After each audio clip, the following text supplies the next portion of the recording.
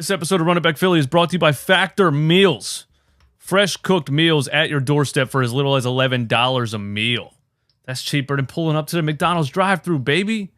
Go to factormeals.com/runitback50. Use the promo code runitback50 for 50% off your first box. Run It Back Philly. No frauds, no fanboys, no intros. While Joel is a great talent, other than the years that we had JJ Redick and to a lesser extent when we had Seth Curry, he's kind of always needed that kind of like dribble handoff partner to work with because we just have so little motion in our offense. And at least part of that is due to the fact that Joel isn't a high level playmaker because he needs to know where everyone is on the court at all times. Yep. Because he's not reading the floor like a Chris Paul or a Nikola Jokic. Like, he needs to know a LeBron James. He needs to know where guys are. He needs them to be static. And that is easier to guard in the playoffs than it is when you have a complicated offense. And the real step that Joel needs to take, in my opinion, is that playmaking, is that passing and becoming not a negative assist to turnover guy in the playoffs every year like he does, because that's really what kills the half court offense. And that's what really drags it down. Yeah, they have to figure out something, and I have faith. I have faith in Nick Nurse. I think it became blatantly obvious that Doc Rivers wasn't really going to change anything that he was trying to do. It's Doc Rivers kind of his whole coaching tenure, he's known as not changing what he's trying to do and blowing the biggest leads in NBA history, or whatever it is. Most 3-1s, most 3-2, whatever it is all a result of refusing to adjust. Being just stubborn. So I have faith that Nick Nurse is going to bring a different level of creativity. It's interesting because, if you're going to run the team through Joel Embiid, if he's going to be the number one option as a center, he's going to get all the attention from the defense. So he has to be up. He's going to have to be a playmaker, or you get what you've gotten the past couple of years, all the way to 2019. People think that Toronto Raptors Game 7 ended on a Kawhi shot, and it did, but really it ended on back-to-back turnovers because Joel Embiid had the ball 40 feet from the rim trying to hand it to JJ Redick. I'm like, but this is not how to do this, man. Shot clock violation. Yeah, it was a shot clock violation. It was because Brett was just spamming the JJ Redick dribble handoffs, and that's just a disaster waiting to happen. But yeah, I think I do have faith in Nick Nurse, I guess, to figure it out. But if Joel's going to be a number one option and you're going to try to run a whole offense through him, then he has to be more of a facilitator for that to work. And there has to be a lot more motion around him and all those kinds of things that there was not. So I guess, does Joel need to kind of take a step back and not be such a dominant scorer? Now, he got his MVP. Maybe that's checked off. The box is checked now. Maybe don't go average 34 points per game in the regular season and dominate the Detroit Pistons on a Monday night or whatever. Maybe he averages 25 and 12 because he should average 12 rebounds if we're being real about it. Maybe he averages 25, 12, and 5 assists a game, and plays more of a style within an offense, and maybe that would be better for the team overall. But I don't know if it's possible for a guy like Joel Embiid to play that style of basketball within an offense and not have the whole thing run through him. I don't think he's been on a team yet his career where the whole thing hasn't been run through him. So I think Nick Nurse has a lot of creative work to do.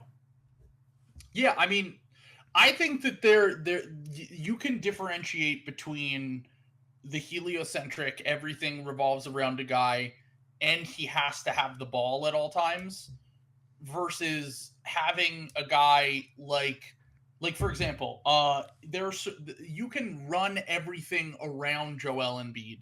Like you said, having shooters coming off screens, running more creative offense, and putting him in in the post area a lot. Like Eric Spoelstra led teams do this a lot. I know Nick Nurse has done this at a certain point as well as coach in Toronto, having a lot more motion and set plays. But I don't think that it means that Joel has to be like you said, the leading the league in scoring type guy. Can he be? I personally think that he needs to the playoff defense that we get, and the fact that he shows that he can turn it up a notch and really step up with the rebounds and protecting the rim and that stuff. I would love to see that for most of the season, to be honest. Like, I think that in the regular season, certainly like down the stretch, like I thought everyone overreacted to the Nuggets at the end of this season, kind of taking their foot off the gas because they had already locked up the 1 seed. Mm-hmm. But like, you would like to see it for like a 2 or 3 month stretch where everything is hitting on all cylinders. And we had like a month or two where it felt like everything was going really great for the Sixers this year, and it felt like they had turned that corner. But I would like to see those habits and those things kind of displayed earlier in the season for sure. And then of course when you get to the playoffs, intensity goes up, whatever, blah blah blah. But like I said, I think you can run an offense through Joel through the post, but it doesn't need to be Joel taking 25 shots a game or whatever he's taking. It can be a more nuanced offense that has a more egalitarian approach in terms of, okay, Joel, you might be involved in the action, but it's not every play is going to be drawn up specifically for you. We're gonna have plays drawn up for Maxey where you're involved in the action. We're gonna have plays for Harden if he comes back. We're gonna have plays for whoever replaces Harden if he leaves. We'll have I just hate the fact that our offense is always so static. Yes. It's either the James Harden, Joel Embiid pick and roll, a Joel Embiid face up at the elbow, and that's kind of it. There's no movement, and nobody was moving at all. There was a tweet that showed like how much less movement there was in Doc Rivers' system than there was even under Brett Brown, and I thought Brett Brown's offense didn't have enough movement. Yeah. So it's like you went opposite. What do you think? At least Brett had like Doc understood spacing and like giving your stars spacing, but that once again, that when you get to the playoffs becomes a lot easier to guard because teams are going to live with a PJ Tucker corner 3. Teams are going to live with a Tobias Harris above the break 3. Mm-hmm. Like they're going to dare those guys to shoot, and Joel Embiid is going to be facing 3 set defenders in the paint every possession. Mm-hmm. And like, how do you score over that if you have nothing else going in your offense to draw those defenders out of the paint? Like they're just, and like you said, like Brett ran more motion. I mean, it's the same thing. People always talk about how great of a coach Monty Williams is. And he's like, Monty Williams is a fine coach, but he just runs a lot of motion in his offense.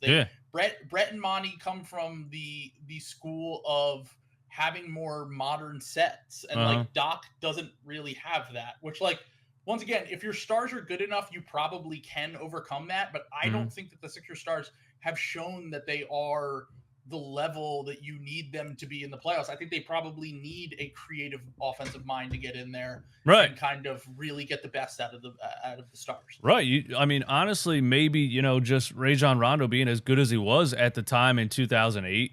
He was 21 years old, but he was just an offensive half-court genius, and that Doc Rivers didn't have to really do much of anything with those 4 guys on the squad. He's a bit of a floor general merchant, as someone said to me. Floor general merchant.